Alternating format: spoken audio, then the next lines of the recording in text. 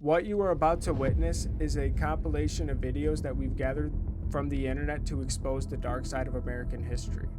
The sole purpose of this documentary is to take you through a stroll of the past of what's been happening the last 100 years and where it all started and how it's ended up today and how things really aren't getting much better, and that the things that you're going to see through this documentary are irrefutable once you've watched this documentary.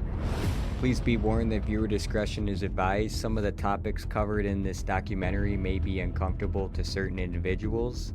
However, with that being said, I encourage every viewer to at least watch as far as they can to get a better understanding where we have been as a country and as a world the past 100 years. So we're going to take you all the way from the Federal Reserve to a whole bunch of undercover CIA operations, to the moon landing, to Big Pharma, to the World Economic Forum in the future.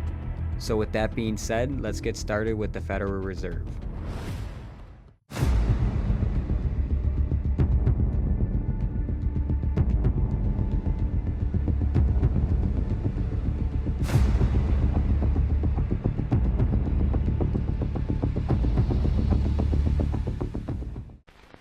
If there was one physical subject, one material subject that we should focus on, in my opinion, it is very clear that the head of the snake is the financial system.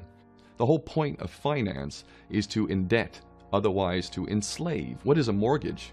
I mean, what does that stand for? It's a death grip. So when you get a mortgage, you have a death grip held over you because you are in debt. You don't even own the house. The bank owns the house that loans you the money to buy the house, unless you're fortunate enough to have all the money to buy it outright. And even then, you can be taxed by the government, and if you fail to keep up with those taxes, the government can then take it from you. The whole system is based on a financial fraud, which effectively takes the power that we have and it gives it to a tiny group of individuals who are running the world through the control of finance.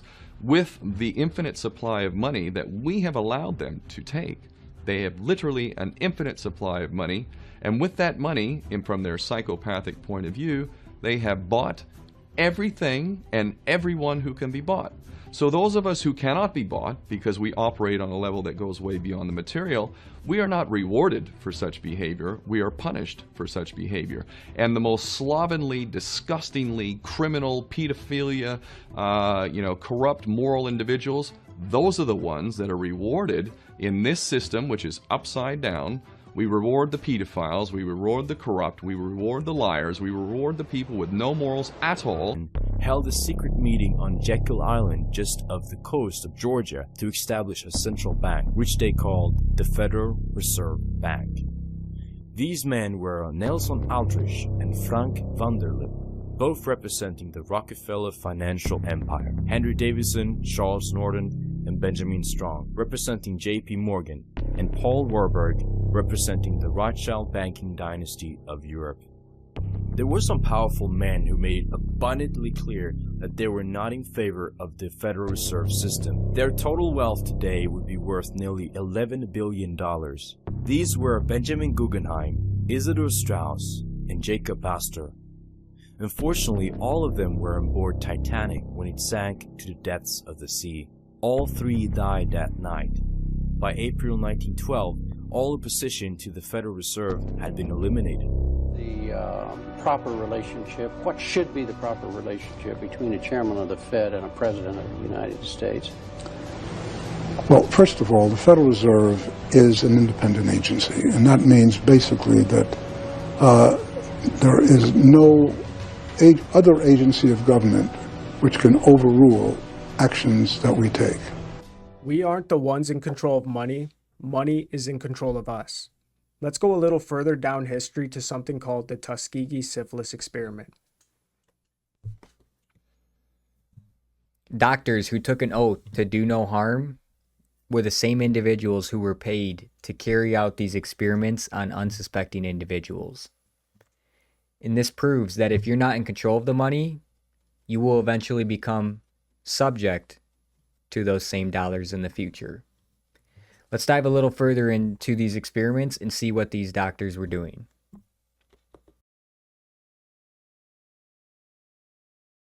has combined to begin to write one of the most shameful chapters in the history of American medicine.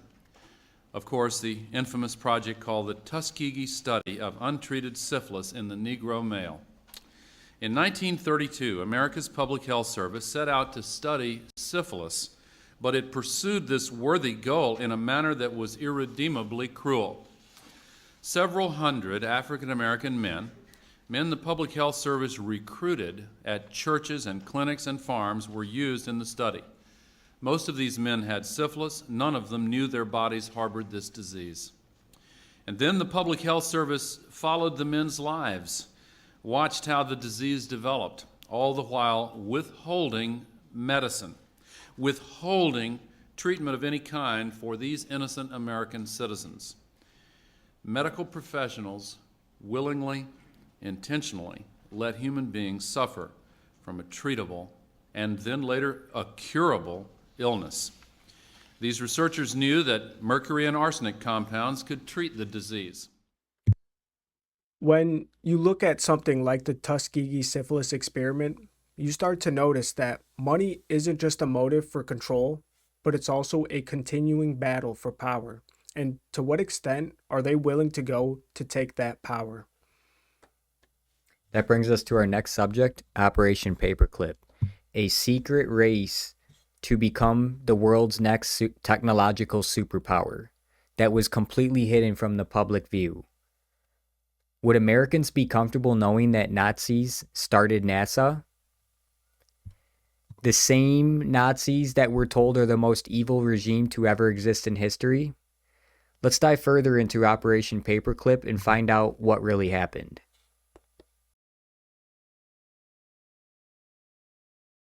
And my God, talk about a rabbit's hole. That's a rabbit hole. It's a rabbit hole. Let's explain to people that don't know what we're talking about.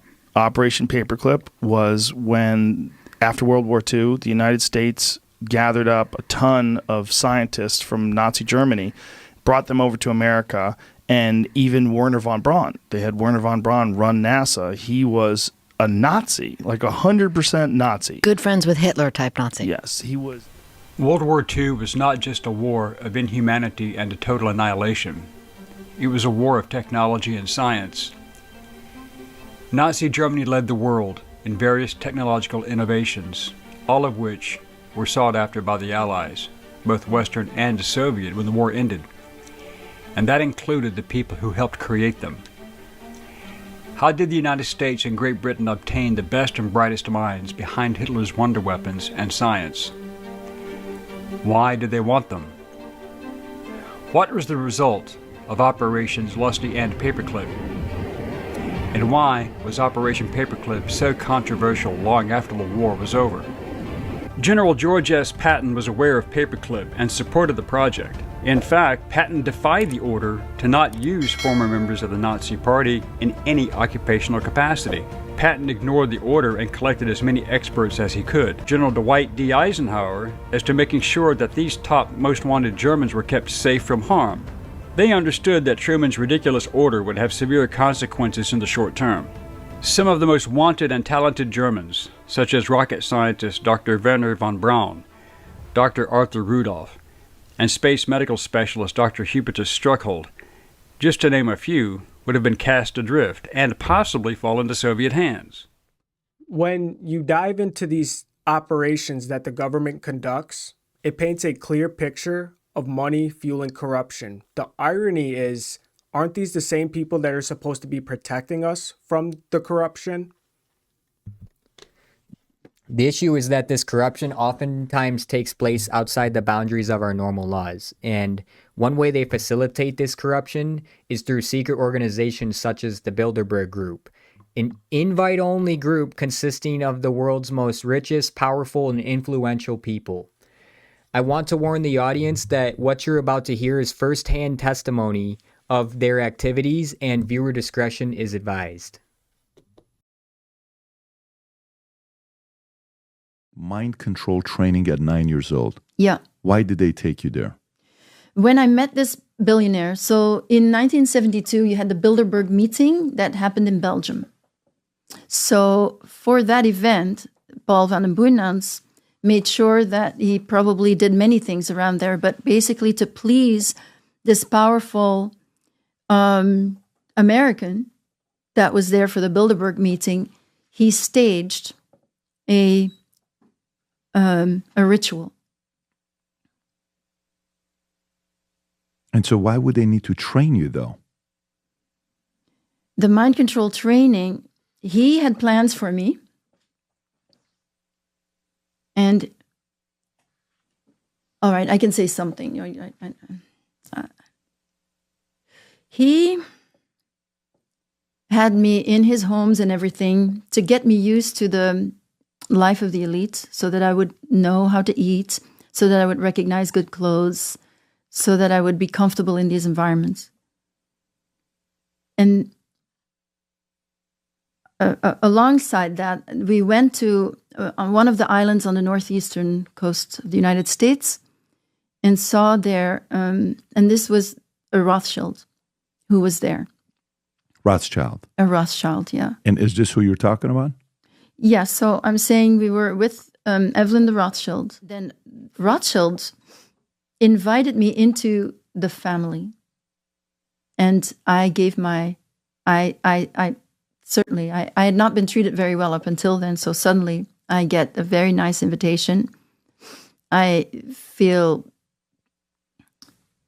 even this training, even though there was a lot of sex training also, just let's not make any mistakes here. This is not like, I was just suddenly being treated really well. I was being trained sexually as well. But it was the best I'd ever seen in my life at age 9. And when I was invited, Meaning treatment of elites like lifestyle, wealth? Is that what you mean by treatment? No, in the first 3 years in the network by Paul van den Boeynants, I was treated like absolute piece of dirt. What does that mean? I was the lowest of the low. He always treated me like, he wasn't worth the time for him to even have a chewing gum on his soul or something, and he just had to pull it off and just resented having to spend any time on me. But he was selling me all over, or whatever he was doing. He was using me for blackmail for people that were supposedly new, or he was giving me to depraved aristocrats. But he didn't want to, I was treated, most of the time I was treated like I was absolute piece of dirt, like I had no value at all. Did he himself sexually abuse you or no, Paul? He beat me up. But not sexually abused I did not get sexually abused by him. He was extremely sadistic. The original stated goals of the Bilderberg Group were to bring together the leaders of business, finance, and politicians from Europe and Western nations in a forum that would allow for candid and frank discussions of international issues without the fear of being quoted or recorded. Thus, the meetings are held in secret and are by invitation only. For almost 60 years, the Bilderberg Group has been meeting behind closed doors in luxury hotels around the world to discuss in secret their plan for global control of world events and markets. Over the years, their members have included heads of state, politicians, business executives, media moguls, global financiers, military leaders, intelligence agencies, and many other powerful organizations and individuals whose reach extends to every corner of the world. Why would this group need to meet on an annual basis to discuss our futures and keep it so hidden from the public? What is it that they don't want us to know? And would you believe me if I told you that these people would go as far as making a series of lies through an operation they call Mockingbird? Operation Mockingbird is an alleged large-scale CIA program that was designed to infiltrate and propagandize the American media against its own people. So what we've put together is a few clips of Operation Mockingbird to show you how deep this rabbit hole goes. Framing news events in a certain way, they can manipulate how the public perceive these events, emphasizing the good, downplaying the bad, and spinning a narrative that supported American policies. Known as Operation Mockingbird, was more than just a strategic move by the United States. It was a sweeping campaign to control narratives influence ideologies, and steer the collective consciousness of entire nations. The operation was officially launched in 1950 in the early years of the Cold War and was intended to counter Soviet propaganda and influence public opinion in favor of the United States. Under Operation Mockingbird, the CIA used various tactics to influence the media, including recruiting journalists and other media professionals to work as covert agents for the agency. Some of these agents were tasked with writing pro-American propaganda or discrediting stories critical of the U.S. government, while others were simply used to gather information. The program was originally intended to be a short-term effort, but it continued for more than 2 decades and expanded to include not only U.S. media outlets, but also foreign media organizations. The program was not made public until the 1970s, when it was uncovered by journalists and congressional investigators. In response to the revelations, the CIA publicly acknowledged the existence of the program, but stated that it had been discontinued. CBS, we had been contacted by the CIA. As a matter of fact, by the time I became the head of the whole news and public affairs operation in 1954, ships had been established. The media is being questioned unlike ever before. Candidates have targeted reporters, even news organizations, and voters are kind of struggling to determine real versus fake. Of biased and false news has become all too common on social media. More alarming, some media outlets publish.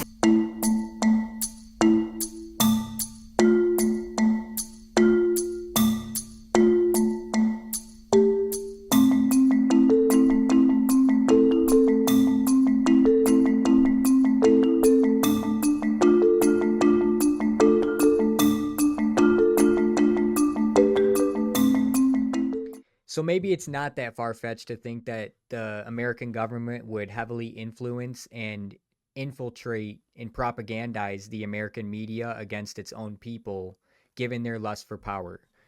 But would it be that far-fetched to say the government would go as far as staging false flag operations against its own people to perhaps change American opinions on foreign wars? Operation Northwoods, although never fully executed, was exactly that. Not only with war, but they're willing to do this through our own people, like civil rights activists, Martin Luther King, Malcolm X, through an FBI operation called COINTEL. This was a struggle of Cuban patriots against a Cuban dictator. On March 13th, 1962, the Joint Chiefs of Staff put this document in front of the Secretary of Defense for approval from the President. This is a memo prepared by the most senior leaders in the U.S. military, some of the most powerful men in the country. And they're asking for permission to execute a plan to lob mortar shells into their own military bases with some damage to installations, and then to make hijacking attempts against civilian air and surface craft. They're proposing to blow up a U.S. ship in the U.S. naval base Guantanamo Bay, and even to conduct a terror campaign on American soil, exploding a few plastic explosives in carefully chosen spots. We're looking at a plan to blow things up on American soil and then to blame it all on Cuba. The Cuban people have not yet spoken their final piece. This operation never happened, but it almost did, and that gets to a big question. Why would some of America's most powerful leaders charged with safeguarding our nation think that their duty would require them to lie to and terrorize the American people? In other words, why were they planning Operation Northwoods? It is not the first time that communist tanks have rolled over gallant men and women. Let the record show that our restraint is not inexhaustible. The objectives of COINTELPRO were clear: surveillance, infiltration, discrediting, and disruption. The FBI aimed to gather as much information as possible on the activities, members, and plans of various political organizations. Any black leader with charisma was a target of the government's COINTELPRO program, and that's stated in their own objectives. Hoover was especially obsessed with King, going so far as to label him the most dangerous Negro in America. We must also realize that the problems of racial injustice and economic injustice cannot be solved without a radical redistribution of political and economic power. The FBI sought to undermine the civil rights movement by discrediting its leaders and creating divisions within the movement. They harassed King relentlessly, even sending him an anonymous letter urging him to take himself out. King, there is only one thing left for you to do. You know what it is. You have just 34 days in which to do it. This exact number has been selected for a specific reason. It has definite practical significance. It was 34 days before the award. You are done. This is an anonymous letter sent by the FBI to Martin Luther King, urging him to commit suicide. He was one of the primary targets for the FBI's illegal surveillance program in the 60s called COINTELPRO, the counterintelligence program which targeted many civil rights groups, such as the Black Panthers and the American Indian Movement, and activists like Stokely Carmichael and Malcolm X for more than a decade. The purpose was to, quote, expose, disrupt, misdirect, discredit, and otherwise neutralize the possible threats against the existing order. The program was exposed in 1971 when a group of activists stole documents from an FBI office on the night of the Muhammad Ali-Joe Frazier fight and leaked them to the press. Today, COINTELPRO is something people recall from the past as the darkest FBI program exposed so far. I would rather see my little girls die now, still believing in God, than have them grow up under communism and one day die no longer believing in God. It's very disturbing to see that these people that we put our trust in are clearly taking advantage of us through an operation called MK Ultra. And we've already showed you in the previous clips that we've been through that these people clearly do not have us at the best interest. MK Ultra was a series of experiments over many years where they tested psychedelics and other drugs on unsuspecting individuals to take memories out that did happen, put memories in that didn't happen, essentially turning these people into programmable robots that the government could use. Just to name off a couple individuals, Ted Kaczynski, the Unabomber, was a subject of this program. Charles Manson, also a subject of this program. Jack Rubenstein, the man who killed Lee Harvey Oswald, the so-called assassinator of JFK, also part of this program. When you start to see how deep this program truly goes, it should be very frightening. And going along with that, to think that this program ever ended would be naive.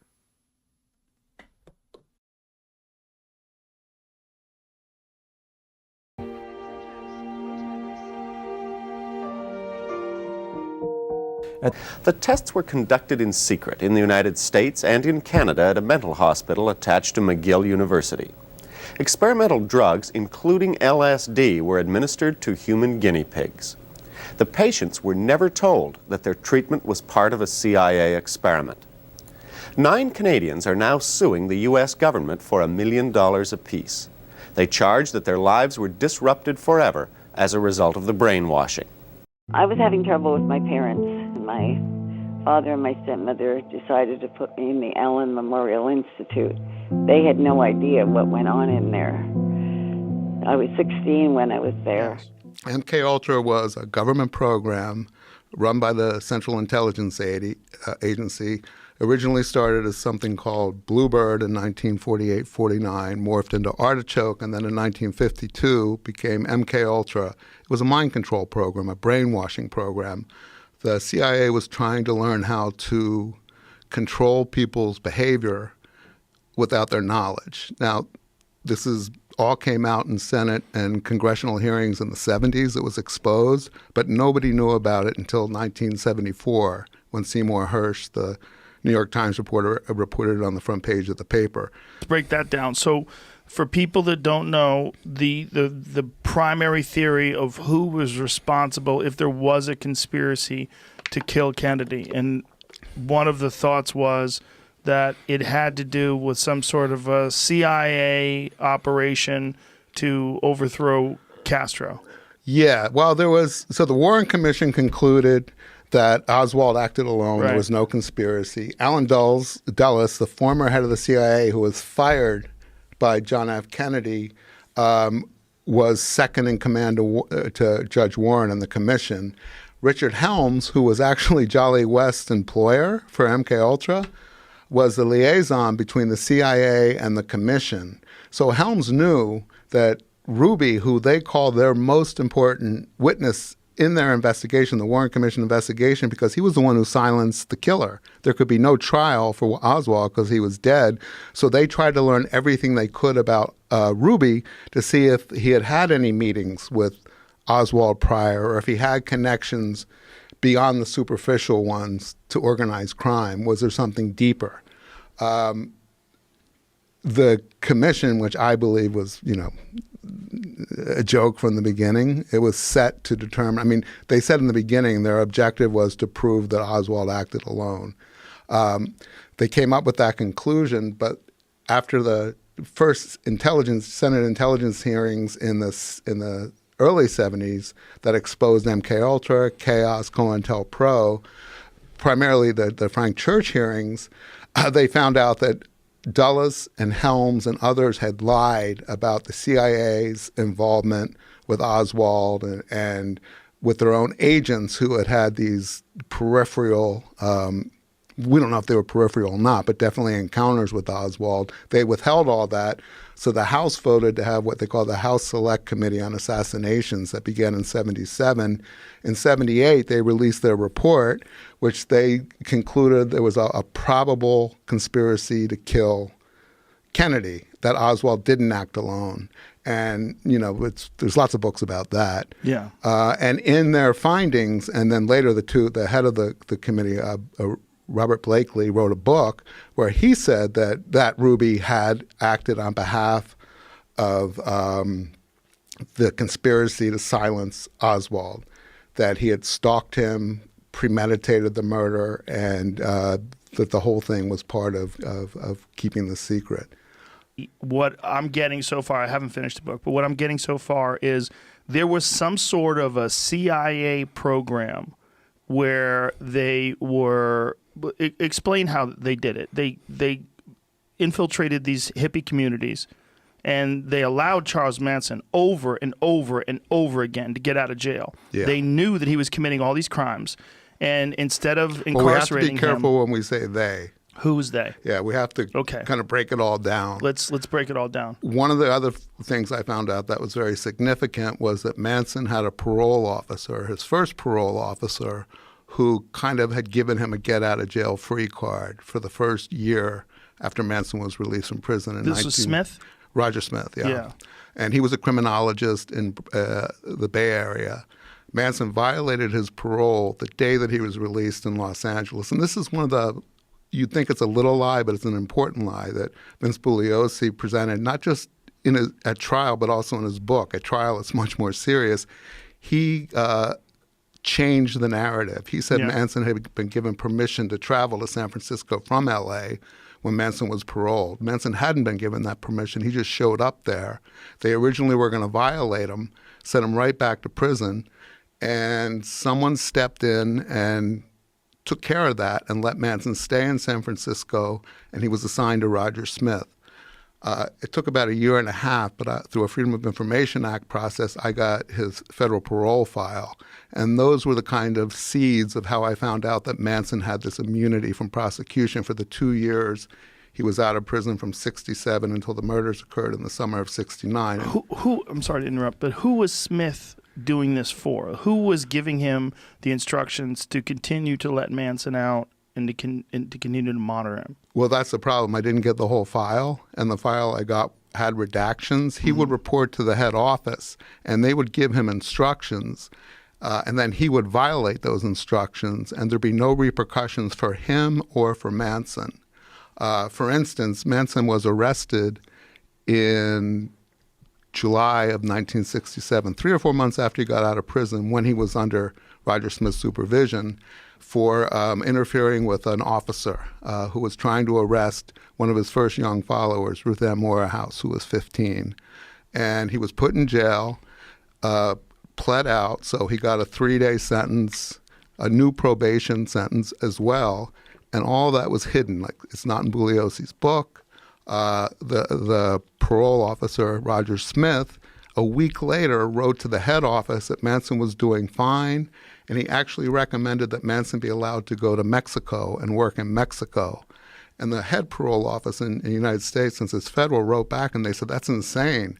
The job that he was going to do in Mexico was surveying soil for insecticides. I mean, it had nothing to do with, and I have all these documents showing this. Who was hiring him, Charles Manson, to survey soil? It was a company in Nevada which disappeared a couple years later. So it was a bullshit company, you think? I believe so, yeah. What do you think they were doing down there? See, that's it. I don't like to speculate because I can't. When you look back on all of these things that have been going on, with the Federal Reserve being the start of it, Operation Paperclip, Tuskegee syphilis experiment, and the grip that money has over each and every single one of us, because we feel that impact every single day. We work 40 hours a week, and then they expect us to work for 40 years out of that, and then that's just to make a living. So we have to ask ourselves, how crazy and weird does this get? They have something called the Bohemian Grove, which Alex Jones is the only person to go in and out of with video evidence. So I have it here today for you guys to see.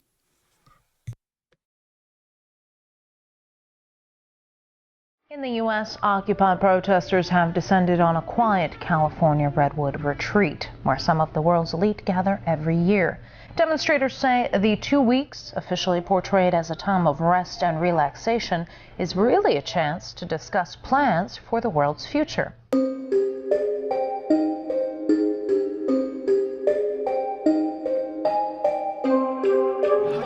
Have you ever seen the Bohemian Grove footage where Alex Jones filmed all these elites dressing up like druids and worshiping the owl god Moloch? That's real, dude. They really do that. They do that for the ceremony with the cremation of care? Frankly, I don't think that's something I need to talk to you about. Really? That's right. Well, I'm Alex Jones, and I snuck in there in 2000. I'm the guy that blew it wide open and got the video. It's been on national TV. Well, I disrespect you for that. I'll tell you a couple of stories about fraud. The Bohemian Club, as you say, the Bohemian Club? That's where all those rich Republicans go up and stand naked against redwood trees, right? I've never been to the Bohemian Club, but you ought to go. It'd be good for you. Get some fresh air. What's this picture of? Actually don't remember. It's you at the Bohemian Grove. Okay. You told me that I'm delusional. You know, it's nice to know that there's some people who have fantasy lives that have nothing to touch with. Nice to have you. Bye-bye. So you were there. Can we talk to you about it, sir? Yes, sir. First question? Yeah. I'm sorry. You gave a keynote speech at the Bohemian Grove Club, sir. A club which openly has mock child sacrifices and satanic worship, sir. Can you answer my question, sir, please? I was very pleased. I was very pleased with my performance in the debate. It was a good debate. What about the Bohemian Grove Club, though, sir? That's very important. They do mock human sacrifices there, sir, and you reported being there. I was very pleased with my performance in the debate. Sir, why did you ignore my question, sir? Can we have open dialogue? If you want to be president, let's have an open dialogue about this. You just ignored me, sir. What do you think about Bohemian Grove? I used to work there. You used to work there? Yeah. And now you work at Camp Meeker? No, I don't work. I live in Camp Meeker. Oh, you live there? Yeah. Well, that's great. Did you ever watch the cremation of care? No. No. What'd you do at the? I just worked there. But I mean, Yeah. you never saw them march around in the red robes and No. Oh, really? That doesn't go on. But yeah. Okay. Thanks. We always hear there's like big, fat, rich guys with prostitutes there. Really? Yeah. What about the owl and the rituals? I don't know anything about it. Never heard about the rituals? Rituals. Ritual killing of a human sacrifice of a human? Nope. Never heard of it. What would you think if that was going on? I think it's pretty weird. Wouldn't be that surprised. I mean, it is our government after all. Worked here, yeah. Yeah. Oh, it's a beautiful area? Yeah, very beautiful. It's got big trees. Have you ever been there for the cremation of care? No. So you've never been there for the rituals? No. You ever heard about them? Yes. What have you heard they do, sir? Nothing. They got that tree that looks like an owl. Tree that looks like an owl? Tree or rock, or it's a carving, or it's where the stage is. But have you heard what they do during that? No, I have no idea what they do during What would you that. say if we told you they burn a human being in effigy? They don't really do it. They burn it in effigy. I don't know what that means. Well, they have like a dummy that looks like a person under a black blanket. Huh? They take it up there and burn it. Oh, I don't know. Pretty weird. Huh? Pretty weird. Yeah, I've never seen that. Here's just one of many signs sporting French with skulls adorned with other trappings of death. We also saw signage with Latin. You can see the bottom of the stone owl with the altar and the eternal flame, a Aladdin lamp style urn that continually burns year round, we're told. Keep in mind the scale of the idol compared to those giant redwood trees. It's at least 45 feet tall. This is America, and it's been going on for 120 plus years in Northern California. This is not some new fad. We're talking about something deadly serious with its roots in ancient history.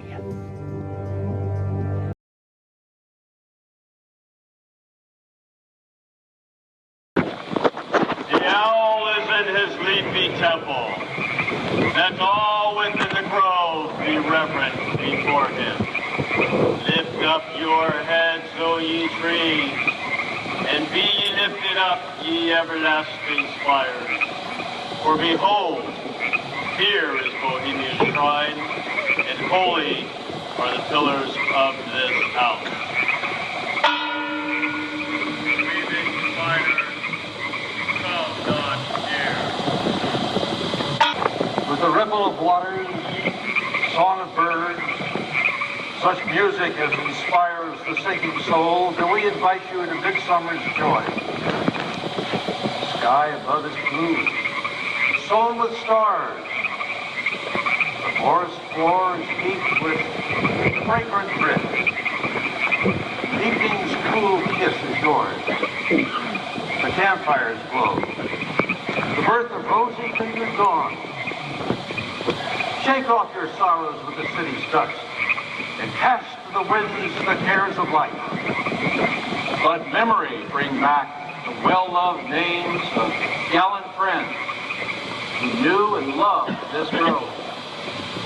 Dear boon companions of the long ago. Aye, let them join us in this rhythm. Not a place be empty in our midst. O beauty's vassals, who hold in this gray autumn of the world her springtime in your heart, attend our tale. Gather, ye forest folk, and cast your spell over these mortals. Touch their world-blind eyes with fairy unction. Open their eyes and sets us free.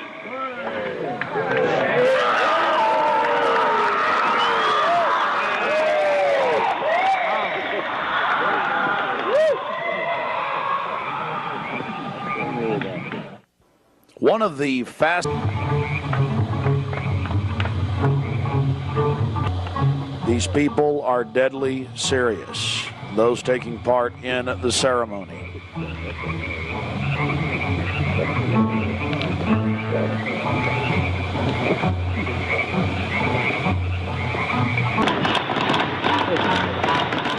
Hopefully by now, you've begun to understand the true motives and intentions behind our politicians and leaders. So if you look back on something such as the space race, the race to the moon, you really have to question if we went to the moon when our leaders and politicians are spending their spare time doing things such as partaking in Bohemian Grove.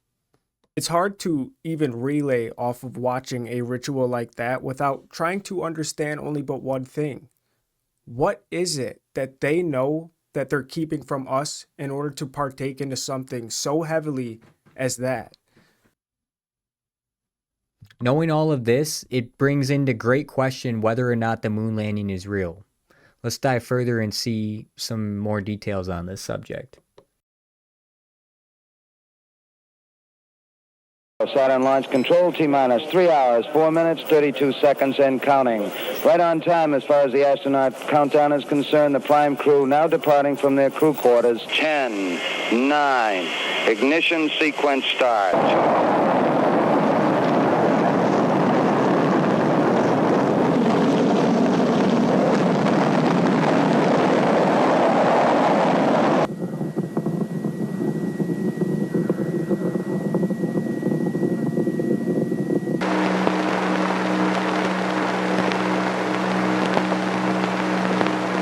On, forward, 40 feet down, 2.5, picking up some dust. Great shadow. I'm going to step off the limb.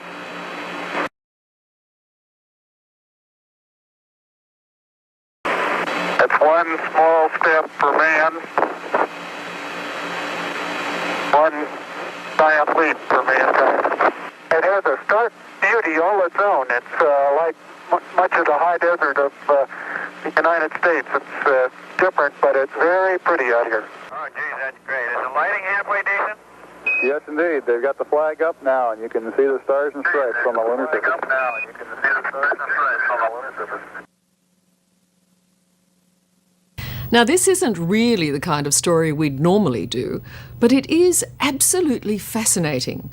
One of those wild ideas that take off and sweep around the world.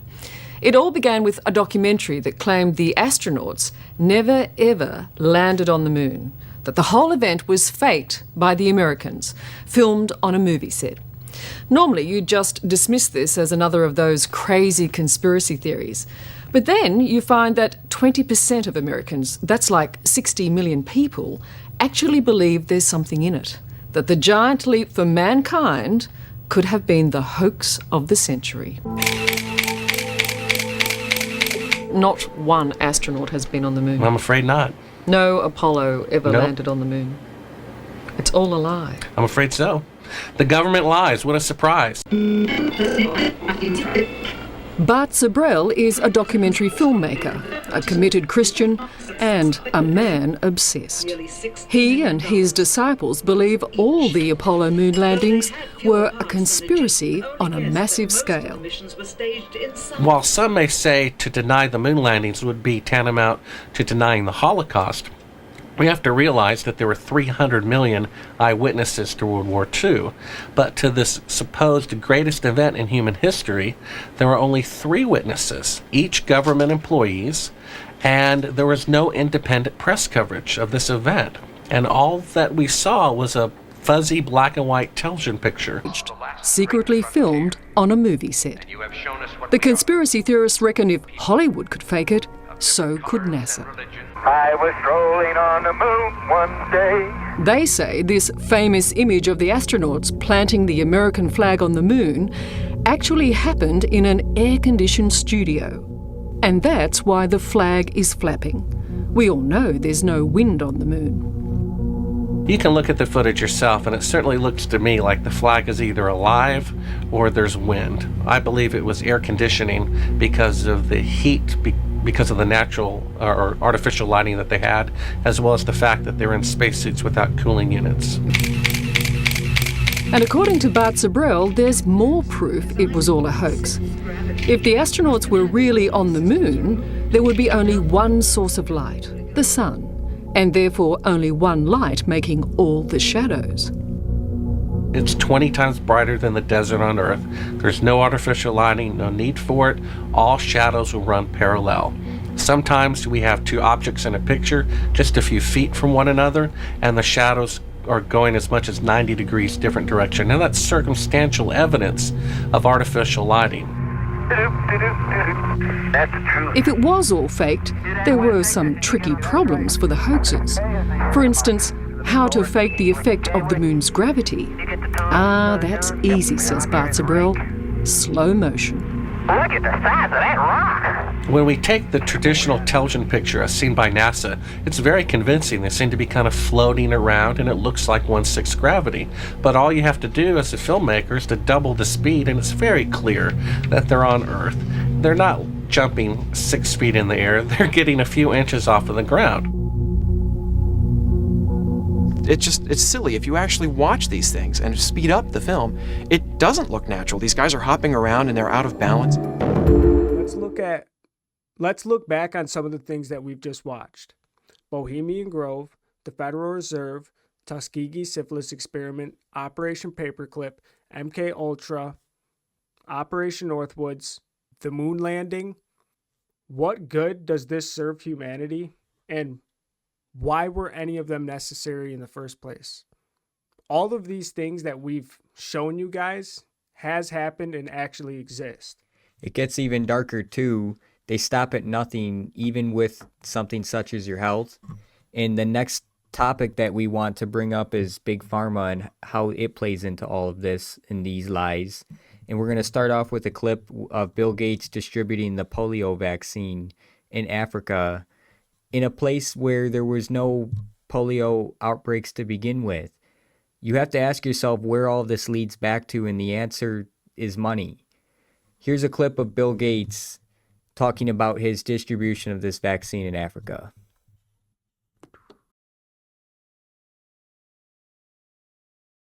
I know that much of your annual letter is focused this year on the campaign to eradicate polio, a disease that struck fewer than 1,500 people last year.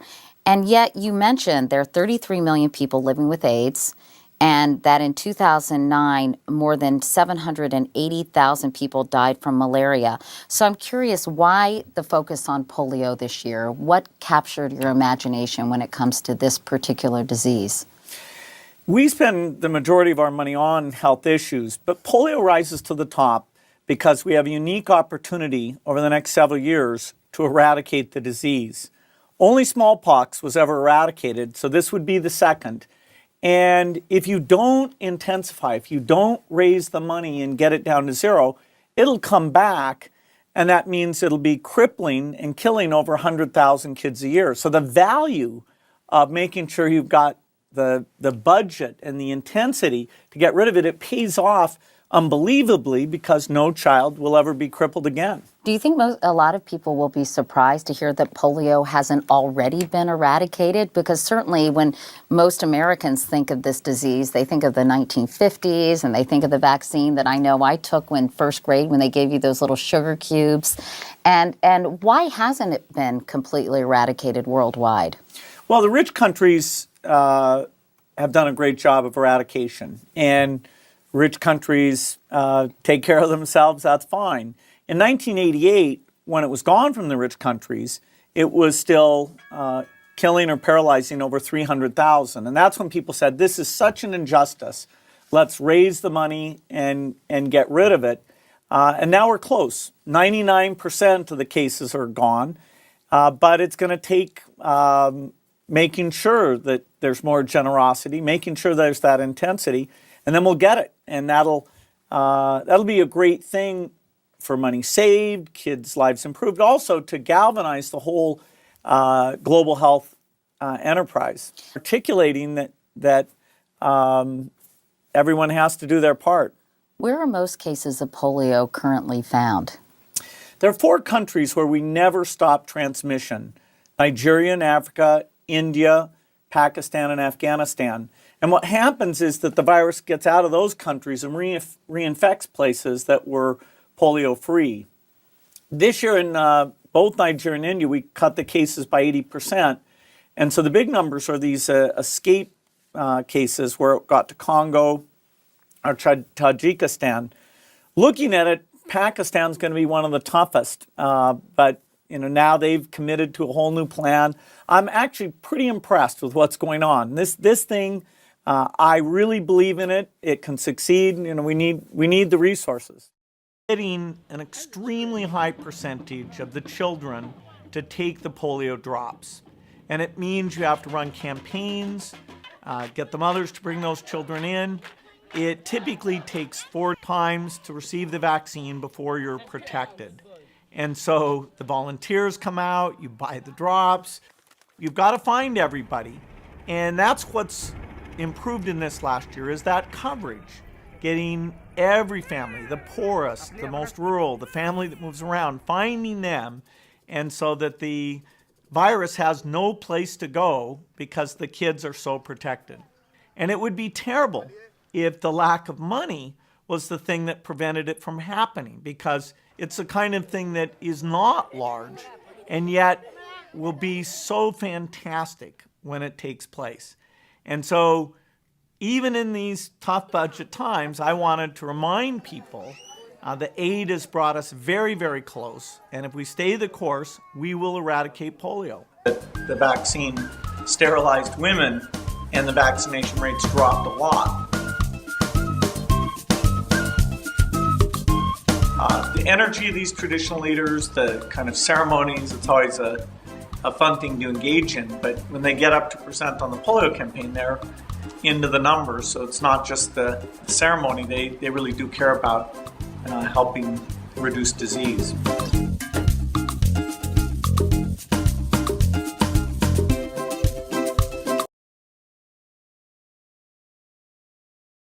Two-year-old Abubakar Siddiqui used to be able to run and play with his elder brothers. Now he spends most of his time resting in the arms of his grandmother. He is one of 13 Nigerian children who has contracted polio this year. At the beginning, he was shivering and we had to take him to the health center where he was given an injection. But the fever continued. Then he could not walk anymore and he spent most of his time lying in bed.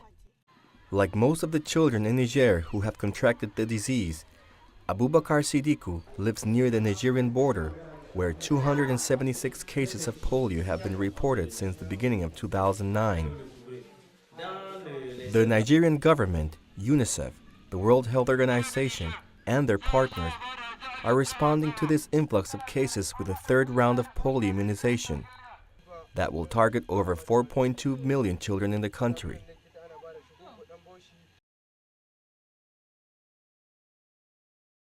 Run through the list of what's happening, it's unbelievable. Like, we are getting destroyed, and it's very recent, and it's accelerating. The stats speak for themselves. You know this very well. 74% of Americans are overweight or obese. 50% now of American adults have type 2 diabetes or prediabetes. These were diseases where there was 1% of Americans in 1950 had type 2 diabetes. Now it's 50% of Americans have prediabetes or type 2 diabetes. Alzheimer's, dementia are going through the roof. Young adult dementias have increased like 3 times since 2012. So early onset dementias, we're seeing, this 1 in 2 Americans are expected to have cancer in their lifetime now. 1 in 2, and young adult cancers are going up 79% in the last 10 years. We've got, of course, the autism rates are absolutely astronomical. 1 in 36 children has autism now in the United States. That was 1 in 150 in the year 2000. And in California, where I live, it's 1 in 22. 1 in 22 with a lifetime neurodevelopmental disorder. We've got infertility going up 1% per year.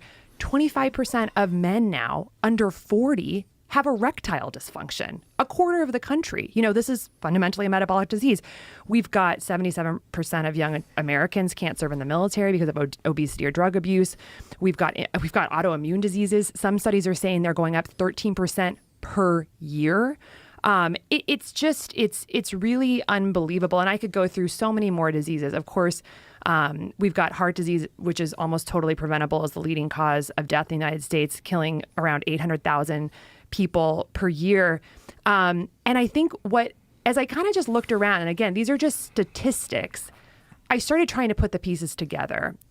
Why is this happening? Why are these all going up all at once? And that led me on what is now a 7-8 year journey, ultimately leaving the surgical world, putting down my scalpel forever. Because what I realized is that when you go to the science with a root cause perspective, you go back to PubMed with a slightly different perspective, not how do I treat these diseases once they emerge, but why are they happening?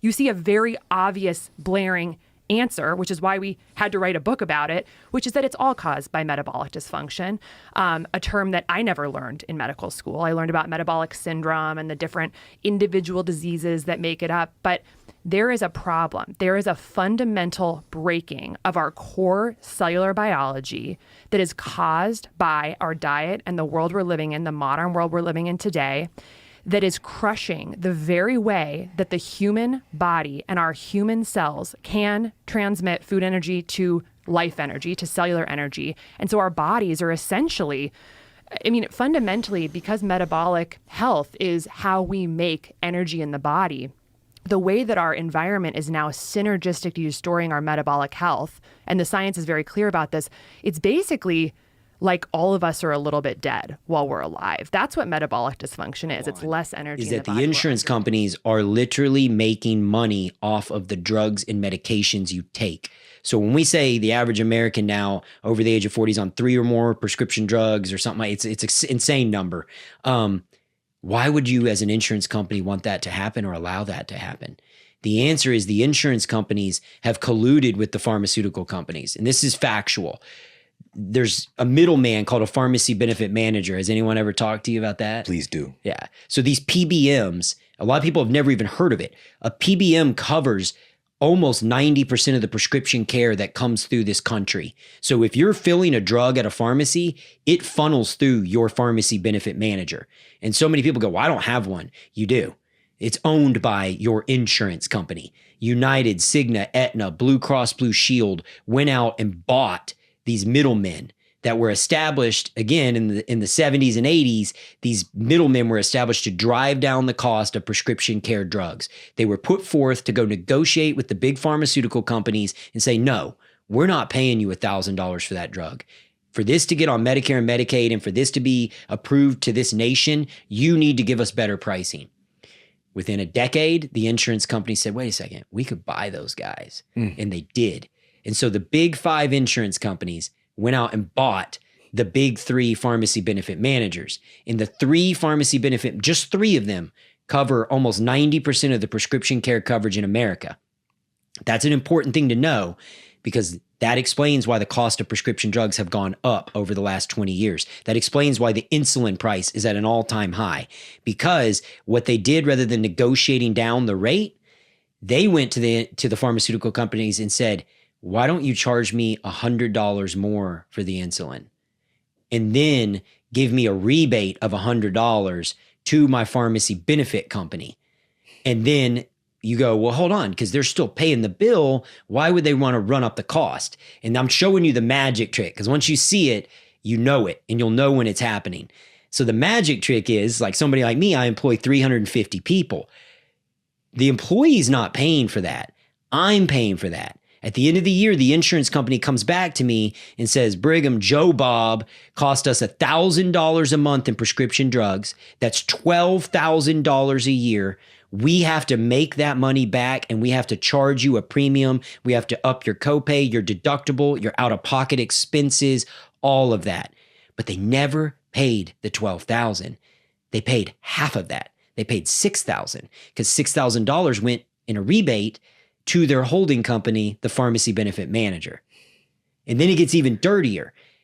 I owned a pharmacy. This is the only reason I know this. Your doctors usually don't know this. Most clinicians I talk to are like, what?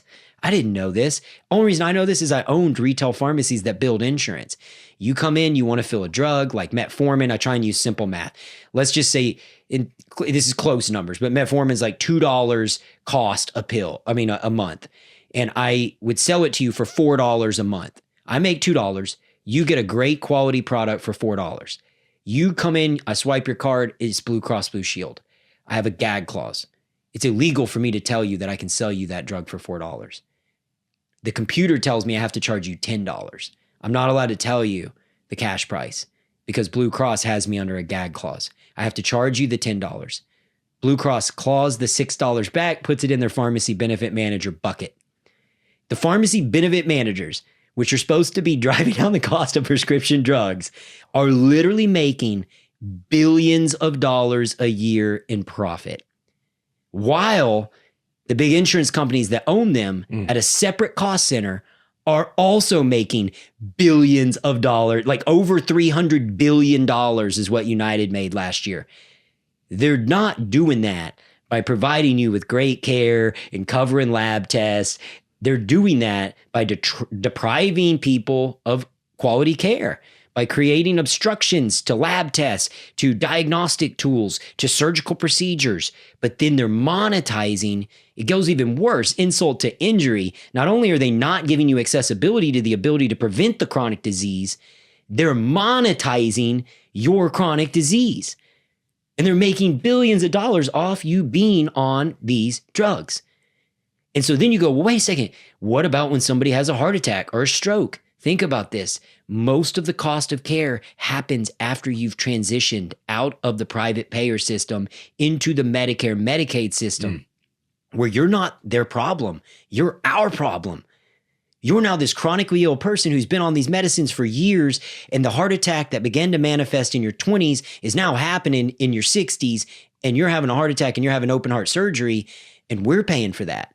The taxpayers paying for that. The insurance companies have already rode you all the way to the bank and kicked you off to us. And that's what's happening in this system, and that's why it's this colossal failure. That should be proof enough that Big Pharma is conspiring against you with your own dollars, and essentially they have you convinced that a middle-aged person is 50, but if you look at recent trends, the life expectancy is actually going down. If you consider the average life expectancy of 75, 76 years old, a middle-aged person is 38, not 50. When you tie that with the fact that healthcare spending is the highest it's ever been, you have to ask yourself, the next question is, where is the money going? If they say that they're getting us healthier and spending trillions of dollars in doing that, but that's not actually the case, then where does the money end up? And another classic example of how they're able to essentially launder this money is through the military-industrial complex. In moving forward in history, we move into the event of Iraq and the weapons of mass destruction lie. Essentially, they're told to go into this country and find these weapons of mass destruction that did not exist. And when they didn't find them, they were told to go find them. And the only purpose for that would be if you could throw in an unlimited amount of money at something called the War on Terror and essentially pay all of your friends and launder that money through your friends. Big Pharma does the exact same thing. When they're spending an unlimited amount of money on making us healthier, where does that money actually go? It goes to their own pockets and their own friends. Let's take a look and see exactly how the Iraq and weapons of mass destruction lie was perpetrated to get us involved in destabilizing Iraq and other countries in the Middle East.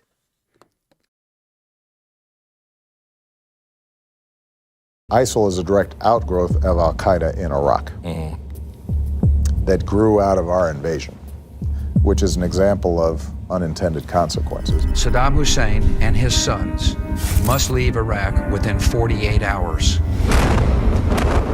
These are Arabs who are going to welcome us as liberators. Who will govern Iraq when Saddam Hussein is removed? The U.S. invasion of Iraq was supposed to be easy.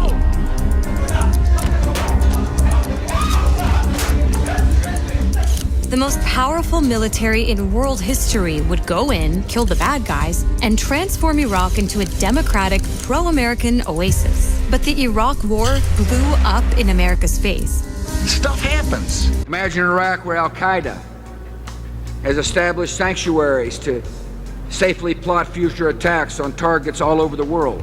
As one of the justifications for war, Bush and his officials insisted to an American public still reeling from 9/11 that al-Qaeda and Iraq were linked. The reason I keep insisting that there was a relationship between Iraq and Saddam and al-Qaeda, because there was a relationship between Iraq and al-Qaeda. There are al-Qaeda in a number of locations in Iraq. Saddam Hussein's violations of human rights. Iraq had weapons of mass destruction. We don't want the smoking gun to be a mushroom cloud. But those weapons of mass destruction were never found.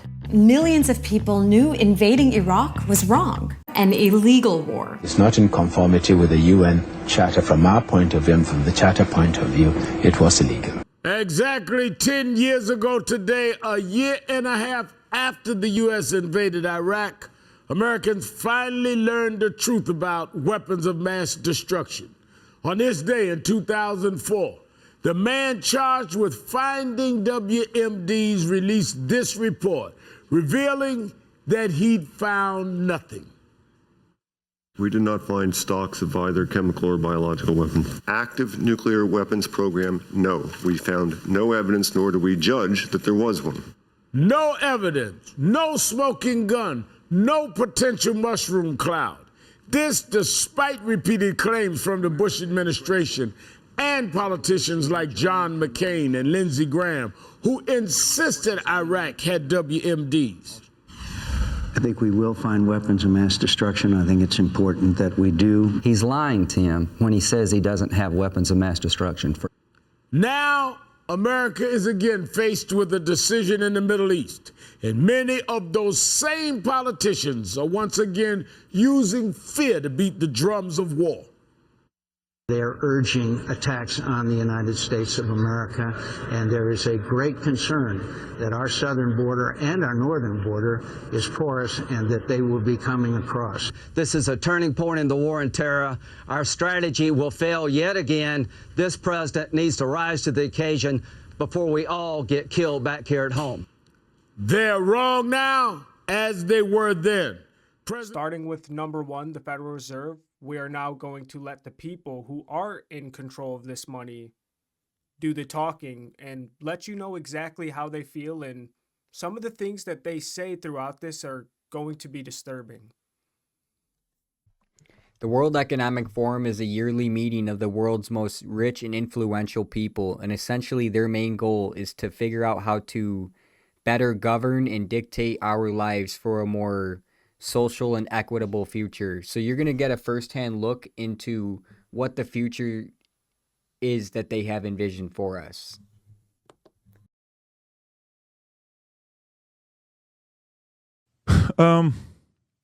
World Economic Forum. Okay. Good organization, bad organization. What's the motive? You saw some of the stuff on the website. They put some stuff that's kind of suspect. You want us to do what? You're going to own nothing and be happy. Weird things that they talked about. Some of the messages that comes out. Now here's an issue that I know a lot about. Perfect, and I want to hear it. Why do you think a lot of people who maybe sided with Trump don't trust the World Economic Forum? Because it's a conference every year in Switzerland, not in the United States, with a lot of very wealthy and powerful people that are getting together. A lot of them are flying in on their private planes. And it's very easy to imagine that when you do that, they must be controlling the world. And, all you need is to get a quick video and take something out that, sort of says the Great Reset, or says, we want you to eat bugs, or whatever it is that's crazy and stupid, and that suddenly becomes the meme. So every people trust Klaus Schwab and World Economic Forum. Like, why is it that they're in every single conversation of people? These guys want to control you. They want to make decisions for you. They want you to eat insects. There's no way they said you got to eat insects. They would never say such a thing. They would never say you shouldn't eat meat, or, U.S. will no longer be a superpower. Why would they say such a thing? U.S. pays into World Economic Forum. So we decided to investigate it. We realized this man, Klaus Schwab, is actually a modern day Nostradamus. He knows how to predict crisis from happening. He's got that kind of gift. We'll talk about that. We'll talk about how much money they've raised, their expenses on an annual basis. You'll see who was invited to be a young global leader. 3 names. Wait till you see what Tulsi, Musk, and Vivek said to World Economic Forum. We'll cover that as well, and a bunch of other things. Having said that, stay tuned. We're going to study World Economic Forum and Klaus Schwab in this episode. So give it a thumbs up and subscribe to the channel if you get value out of this video. Let's get right into it. So Klaus Schwab founded World Economic Forum in 1971 as a not-for-profit foundation. It is headquartered in Geneva, Switzerland. It was originally called the European Management Forum, and initially his focus was in the meetings on how European firms could catch up with the U.S. management practices. This is their mission statement: engage business, political, academic, and other leaders of society to shape global, regional, and industry agendas. Mission is committed to improve the state of the world. So far, sounds pretty good. They made a prediction on what they think is going to happen in 2030, 8 of them, which I think it's important for you to know. Here's some of the predictions. Number 1, you'll own nothing and you'll be happy. By the way, this is from their website. This is a video they produced. Number 2, the U.S. won't be the world's leading superpower. Instead, a handful of countries will dominate. Number 3, you won't die waiting for an organ donor. Instead, we won't transplant organs. We'll print new ones. Very interesting. Number 4, you'll eat much less meat. If you like meat, you're kind of screwed here. Number 5, 1 billion people will be displaced by climate change. We'll have to do a better job at welcoming and integrating refugees. Sounds very noble, but who knows what that means? If the world's only going to be ran by 5 countries, there's not a superpower. So can they just choose to say this 10 million will be moving to your state? This 8 million is going here. They get to choose that if that's what integration means. Number 6, polluters will have to pay to emit carbon dioxide. There will be a global price on carbon. This will help make fossil fuels history. Number 7, you could be preparing to go to Mars. Oh my God, can you imagine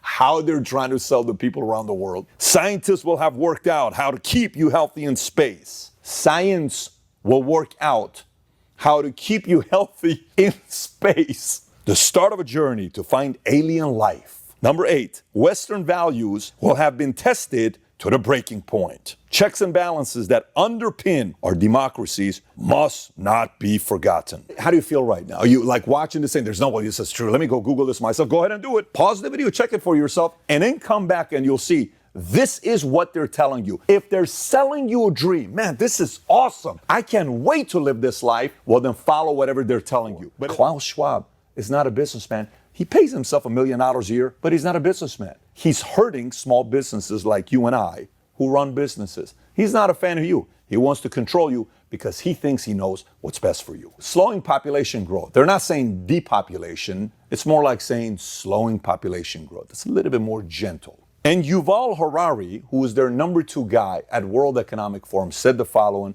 about you. Humans are now hackable animals. Are you a hackable animal? That's what the number 2 guy at World Economic Forum thinks about you and me. How do you feel about that? Isn't this exciting? Like we're learning about an organization that you're just excited about, right? So how does this thing operate? What do they do? This organization meets annually in Davos, Switzerland. It convenes regional summits, industry summits, and other events around the world. Their revenue streams is funded through world's most significant business entities who join the forum as members and partners in order to participate. Approximately 1,000 corporations hold memberships in World Economic Forum, including Google, Apple, Microsoft, Amazon, and many others, which we'll take a look at. Membership and partnership fees varies from $60,000 annually to $595,000 annually, according to Bloomberg. And in 2022, there were approximately 2,000 delegates, including Al Gore, John Kerry, Christine Lagarde, Jens Stoltenberg, Ursula von der Leyen, Henry Kissinger, George Soros, and many other high-profile names. You may be curious about the financial statement, what kind of money they're making, what kind of money they're paying out. This is what it looks like. In the last 6 years, in 2017, they had total expenses of $278 million, of which they paid $108 million to staff and $170 million to office and activity, and that led all the way down to today, 2022, $383 million in expenses, $130 million to staff, $252 million to office and activity. 383, it's a good number, what they're spending every year, and they're able to get a lot of money from a lot of big names. I'll read you some of the companies right now, but you may ask, why are companies partnering with World Economic Forum? Here's what McKinsey said on what the benefits are to join World Economic Forum. WF partners with many international organizations and corporations to run projects addressing global concerns. This year, collaborations are focused on pursuing a net zero pathway, nurturing resilience, reimagining globalization, and supporting diversity, equity, and inclusion, which is DEI, in every part of society.